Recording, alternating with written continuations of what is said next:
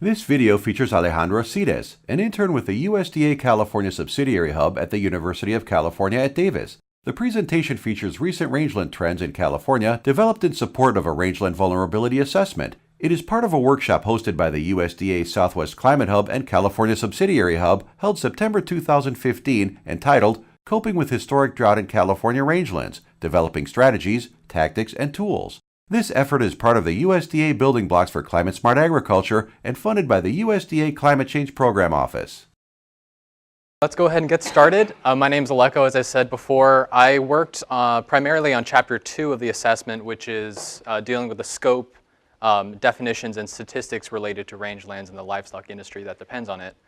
So I'm going to just quickly do a run-through of the kind of work that we were doing on this chapter. And if you have any questions afterwards, feel free to ask. So we started off with trying to get a conceptual definition of rangelands. There's a surprising diversity of definitions out there. We decided to go with the following, which we took from the Forest and Rangelands Resources Assessment and Policy Act of 1977, which is a California law.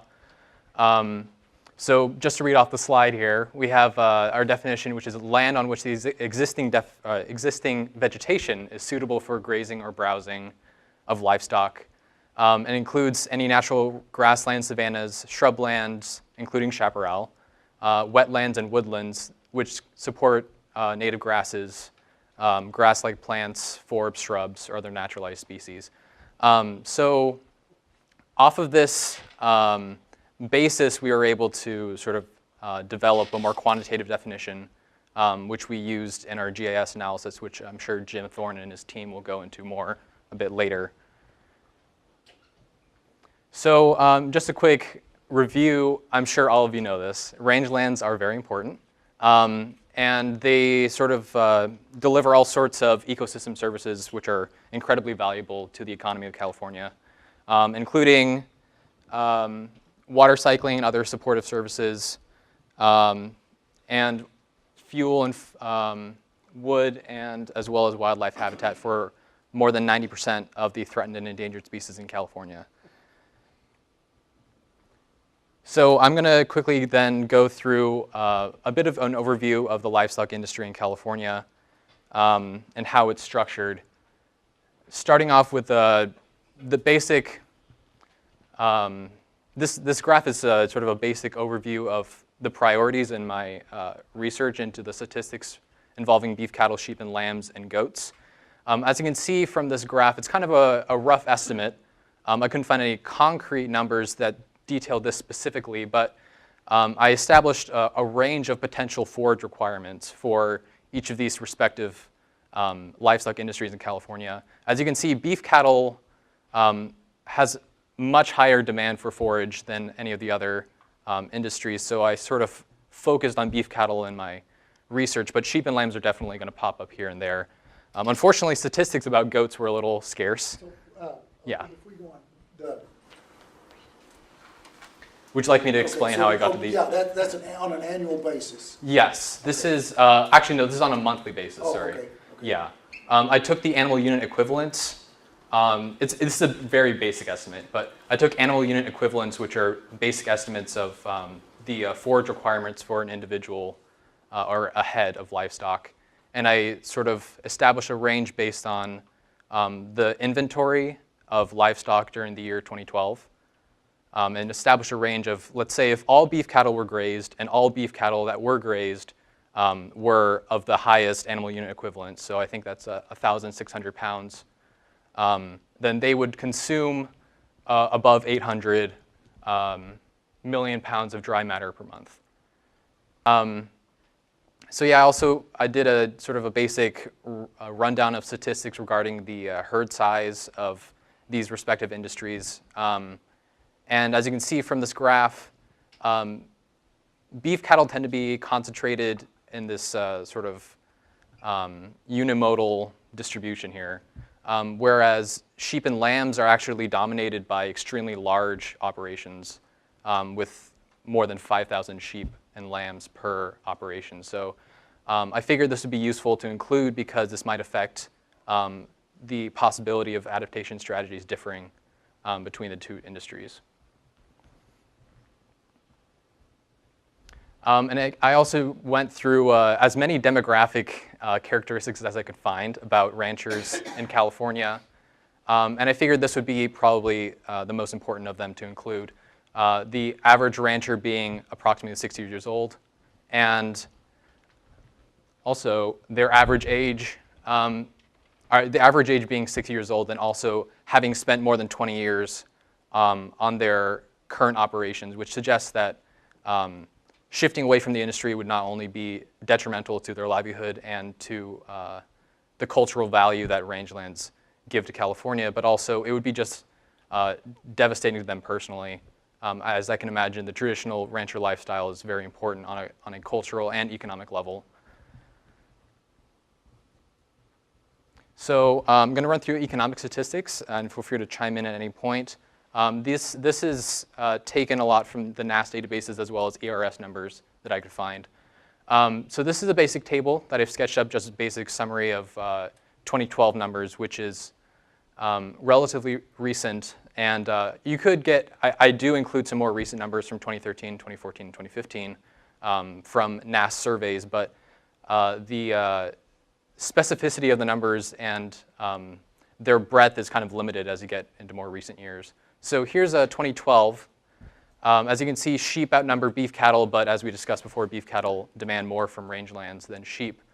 And beef cattle ranches employ over 19,000 principal operators in California and produce $3 billion in revenues. But as you can see here, the net cash income in 2012 is actually negative, which essentially means that there were net losses over the year of 2012. Unfortunately, I could not find those numbers for more recent years. I can imagine they haven't improved much. The drought has certainly devastated ranchers in California. And some quick graphs just to illustrate my point here. In terms of ranch operators, beef cattle industry really dominates with over 3/4 of the ranchers in California working on beef cattle ranches. And net cash income being negative here. And quickly, just to illustrate the point even better, I have a comparison to other sectors of the agricultural economy of California. Here, we see beef cattle over on the left and sheep and goats over there. As you can see, the agricultural sector in California is dominated by fruits and tree nuts, as well as dairy and vegetables and melons. And this is stratified by categories. It's called the NAICS system, N-A-I-C-S, which is the North American Industrial Classification System, sort of illustrating how beef cattle and sheep operations have been kind of suffering in recent years. So now I wanted to illustrate some data from more recent years to illustrate how the livestock industry has been changing in recent years, which is of course a concern considering that we've been in a drought. These are livestock inventory numbers taken from the NASS surveys online. As you can see, there's been a sort of a steady decrease with a strong downward spike in the 1980s, as I can imagine, possibly due to drought. But I just wanted to illustrate the overall trend in the past couple of decades of a significant decrease in inventory across the livestock industry. And also, these numbers are taken from the quarterly census of employment and wages conducted by the Bureau of Labor Statistics, illustrating that the number of ranches and the number of people employed on those ranches has been decreasing up to this is 2014. I wanted to conduct a quick sort of comparison between California and the US as a whole in terms of revenue. We have been improving since 2009, but unlike the US as a whole, we experienced a downturn in 2012, and that is possibly due to drought as well. I don't have a causational analysis available for that, but I can imagine it's been related. And finally, I wanted to finish with a few sort of summary slides of other factors that ranchers have to be concerned about coming into the future. Land use change, of course, is a huge deal. California currently loses approximately 20,000 acres a year to land use change. And that's due to the fact that rangeland, especially in this drought, has become less profitable to manage as range, or as rangeland, and more profitable as intensive agriculture and urban developed areas. And of course, as climate change makes temperatures and precipitation more variable, I just wanted to note that land management will become only more difficult. And finally, I wanted to include this last slide, that frequent droughts are going to be a major concern. And the current drought, if it extends into the future, is particularly worrisome. I cited a survey done by Leslie Roach, Ken Tate, and their team, released recently, suggesting that ranchers are particularly worried about the current drought if it continues, and droughts in the future, feeling that their past or current adaptation strategies might not be sufficient. And I included this last table taken from that same survey, or the report that resulted from the survey, listing off these drought management practices that ranchers have been engaged in, and just to give an idea of how they're adapting to the drought, and how these strategies may or may not suffice in the future, depending on how severe droughts get. I want to point specifically to the very popular choice to reduce herd size and purchase feed as sort of reactive strategies to the drought, which, as you can imagine, cost a good deal and definitely put a cut in the revenues of individual ranchers across California.